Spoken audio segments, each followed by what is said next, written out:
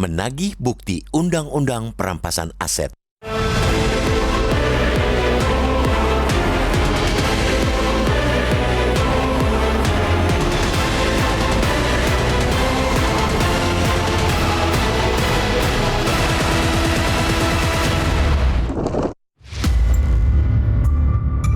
Di awal tahun ini, komitmen wakil rakyat dalam memperjuangkan pemberantasan korupsi sejatinya dapat diukur dengan satu hal konkret, yakni dari kelanjutan pembahasan rancangan Undang-Undang Perampasan Aset.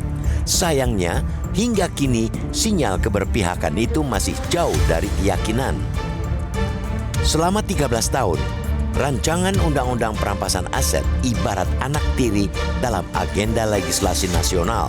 Berulang kali masuk program legislasi nasional prolegnas, tetapi berulang kali pula diabaikan. Ironisnya, mereka justru kerap memberi jalan bagi rancangan undang-undang yang tidak masuk prolegnas untuk melaju lebih cepat. Pada November lalu, usai pengesahan rancangan undang-undang KUHP, DPR sempat disebut akan mengebut pembahasan rancangan undang-undang perampasan aset. Regulasi tersebut bahkan masuk prolegnas prioritas bersama 66 rancangan undang-undang lainnya. Namun janji itu kembali menggantung tanpa kepastian. Tak dimungkiri, terdapat perdebatan mendasar dalam rancangan undang-undang yang digadang-gadang sebagai senjata pamungkas untuk memiskinkan koruptor itu. Pangkal persoalannya terletak pada prinsip perampasan aset tanpa putusan pidana non-conviction based asset forfeiture. Dalam prinsip tersebut, aset yang tidak wajar, unexplained wealth, dan diyakini terkait tindak pidana, baik langsung maupun tidak langsung, dapat dirampas negara dengan batas nilai tertentu dan ancaman pidana yang jelas.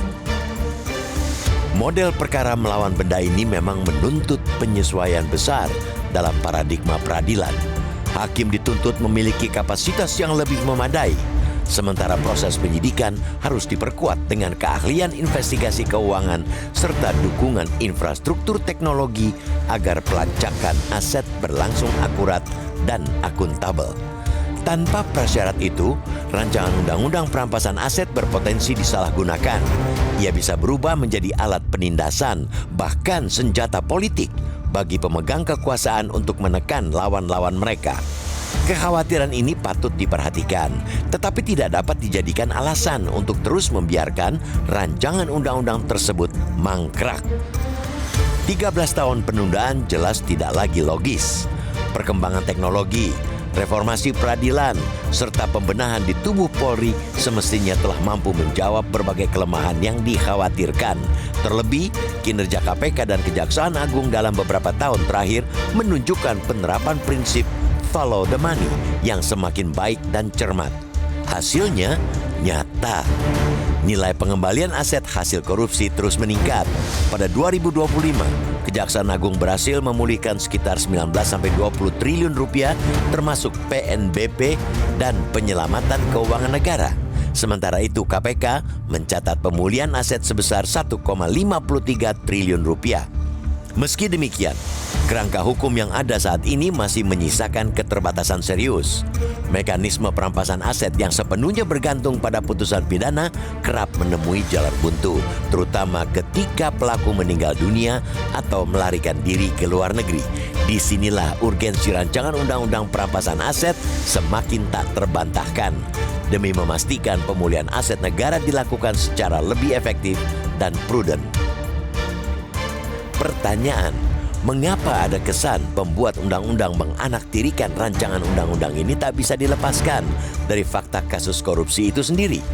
Data menunjukkan, meski kasus korupsi yang melibatkan anggota DPR periode 2015-2025 relatif rendah, sekitar 51 kasus, namun kasus korupsi yang melibatkan kader partai politik justru membludak.